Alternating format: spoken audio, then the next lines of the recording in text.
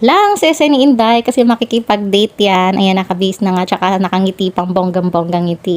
Excited yarn. Dito kami makikita sa may SM Nova. Dito muna ako sa labas. And then maya-maya ay nandyan na siya. Pero di niya ako nakita agad kaya kinawayan ko na lang siya. Ayan, nakita niya na ako at lumapit na siya sa akin. Ayan ang kadate ko for today's video, si Mr. Jetro. Char! Story time kung bakit nga ba siya nandito. Dumaong kasi yung barko nila sa Manila Port. Kaya siya at iba niyang kasamahan na nakabase din dito sa Manila ay nagpaalam sila na baka pwedeng mag-shore leave. At buti na lang pinayagan sila pero 5 hours lang yung shore leave nila. Pero okay na yun, at least magkikita kami. At yan, dumiretso muna kami dito sa Bulalo World at habang inaantay yung food namin ay nagkwentuhan muna kami. At ang dami niyang kwento, nakikinig lang ako sa kanya.